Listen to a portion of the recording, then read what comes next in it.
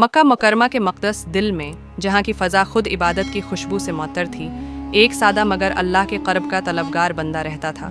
उसका नाम था अब्दुल्ला।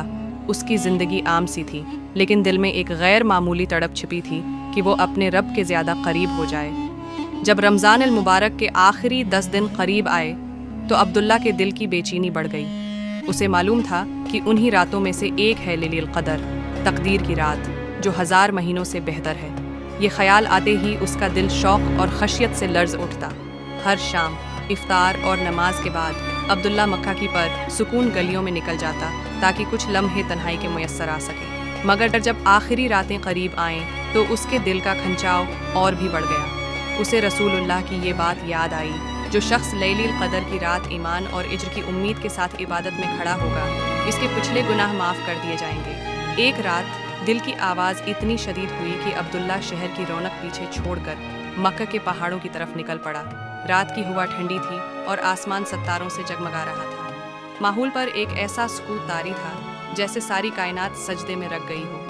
अब्दुल्ला के लबों पर दुआएं थीं और दिल में सुकून उतर रहा था। पहाड़ों के दरमियान उसने अपनी जाए नमाज बिछाई, हाथ उठाए और इबादत शुरू की।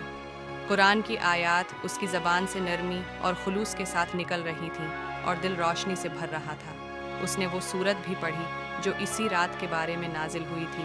बेशक हमने उसे लैलुल क़दर में उतारा। और आपको क्या मालूम कि लैलुल क़दर क्या है? लैलुल क़दर 1000 महीनों से बेहतर है।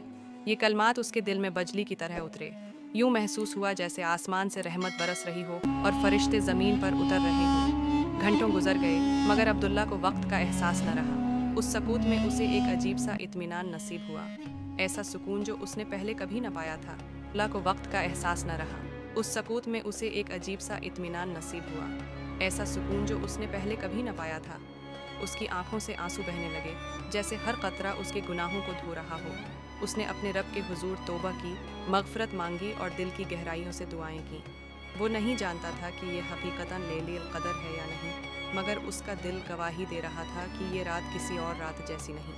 पहाड़ों की खामोशी भी उसे जिक्र करती महसूस हो रही थी। जब सुबह की पहली किरणों ने उफ़ुक़ को सुनहरी कर दिया तो अब्दुल्ला शहर की तरफ वापस लौटा। उसका जिस्म थका हुआ था, मगर रूह पहले से कहीं ज़्यादा हल्की और मनव्वर हो चुकी थी। उसे यकीन था कि उसका रब, जो सब कुछ देखने वाला है, उसकी कोशिशों और इबादत से राज़ी है। उस सुबह अब्दुल्ला के दिल में एक नया ईमान और ताज़ा उम्मीद थी और उसकी कहानी एक अब्दी याद दहानी बन गई। लैलुल क़दर की रात में की गई हर सच्ची इबादत बंदे को अल्लाह की बेपाया रहमत और मग़फ़िरत के करीब ले जाती है।